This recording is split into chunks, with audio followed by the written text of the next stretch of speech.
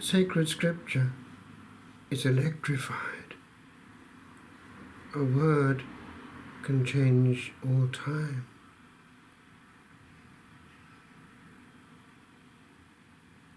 Years ago,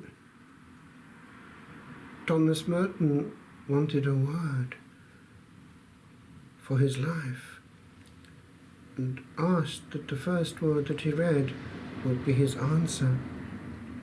He opened the sacred scriptures, and the word that came out was, "You will be silent."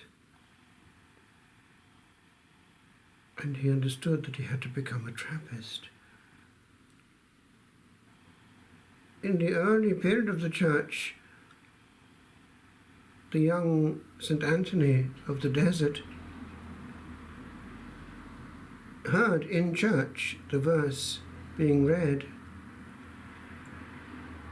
"If thou wilt be perfect, go, sell all that thou hast, and give to the poor, and come, follow me." That same word was heard by St. Francis, and he let go of all his moorings. When, at the age of 13, still an evangelical, I came across the story of St. Francis and the mendicant friars when studying history. This verse was there in the history book, and I was so moved by it that I closed the book and went on my knees.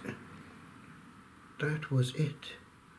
I had heard the voice of the Lord, and the movement that was born at that time was fascinating, even for an evangelical, because it was the gospel in its purity.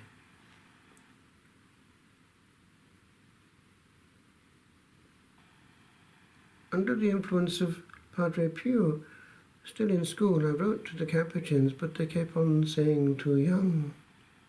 But the fascination was always there, the gospel in its purity, being free to fly, preaching, testimony to the Lord by a life of authentic praise and liberty and humility and simplicity and charity, and even a bonding with nature and the animals, retrieving therefore something of Eden and the Desert Fathers. It was there. It was on this day in 2010 that I made my vows in the cathedral. After all, St. Francis belongs to the whole church and is a message for all Christians and indeed for all humans. Freedom in simplicity and in humility, not seeking its own glory or prestige. St. Francis didn't accept ordination to the priesthood. He was a deacon, for he was able to preach and sing the gospel.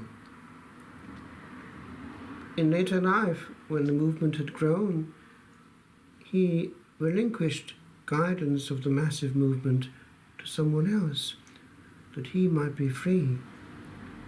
By then, of course, he was recognized as a heroic saint, the first recorded case of stigmata,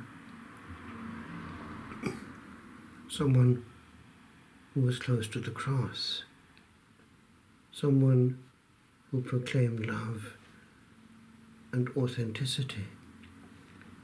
Why have we made the gospel so complex when the Lord himself insisted on its simplicity? He gave us a new commandment, and we have made it very complicated, and at times forgotten it completely for other things which seem more important.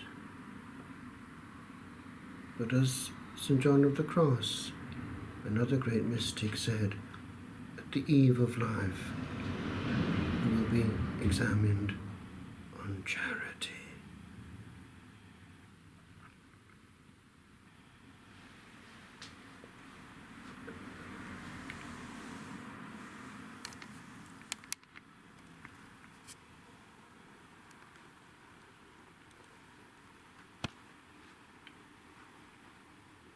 Make me a channel of your peace.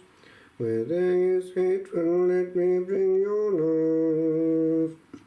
Where there is injury, your pardon, Lord. And where there's doubt, through faith in you. Make me a channel of your peace. Where there's despair in life, let me bring hope. Where there is darkness, only light. And where there's sadness, ever joy. O grand Master, grant that I may never seek so much to be consoled as to console, to be understood as to understand, to be loved as to love with all my soul. Make me a channel of your peace. It is in pardoning that we are pardoned, in giving to all men that we receive, and in dying that we're born to eternal